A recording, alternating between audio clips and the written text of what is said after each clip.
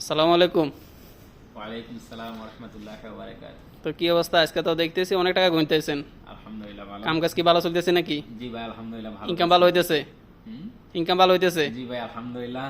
আগে তো দোকানে বসে কাজ করতাম না। আগে মনে করেন যে বিল্ডিং এ কাজ করতাম। এখন বিল্ডিং এ কাজ চলতেছে, তার পাশাপাশি দোকানে বসেও কাজ করতেছি।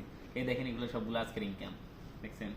এখানে আরো আছে, দুপুরে খানা খাইছি, নাস্তা করলাম, সবগুলা বাদ দিয়ে এখন আর এগুলো আছে বুঝেন। দেখছেন? কত টাকা আছে? আমাদের মধ্যে অনেকে অবশ্যই দোকানে বসে না, দোকানে বসে কাজ করার নতুন আসলেও যে বিল্ডিং লাইনে কাজ করার জন্য বসে থাকে, কিন্তু আসলে দেখেন দোকানে বসলে সব থেকে বেশি ভালো ইনকাম। আর আরবিও শেখা যায়, কাজও শেখা যায় টুকটাক। দেখেন আজকে আমি কত রিয়ালের কাজ করছি সেটা দেখাই, কত রিয়ালের খরচ করছি সেটাও দেখাবো। দেখেন 50, 60, 70, 80। দেখেন অলরেডি 80 রিয়াল আমার কাছে এখানে আছে। আরও তো দুপুরে মনে করেন যে খাবার খাইছি, আরও একজন সহ আমরা খাবার খাইছি, টোটাল যে 27 রিয়ালের খাবার খাইছি দুপুরে, তারপর বিকালে আবার নাস্তা করছি। এখনও মনে করেন যে 80 রিয়াল আছে, আরও এখানে খুচরা আছে, এখানে 6 রিয়াল আছে আরও। তো 86 রিয়াল এখনো আমার কাছে আছে বুঝেন। আজকে তো হিসাব করতে গেলে প্রায় 150 রিয়ালের মতো ইনকাম হয়ে গেছে। তাহলে এমনিতে ইয়মিয়া যদি কাজ করি আমরা বিল্ডিং এর ভিতরে, তাহলে সারাদিন পরিশ্রম করার পরে যে আমরা পাবো 100 রিয়াল, 90 রিয়াল। নতুন আসলে তো আরো কম। তো তার থেকে ভালো বাংলাদেশ থেকে আপনারা কারেন্ট বা সাববাগের কাজ শিখে আসেন।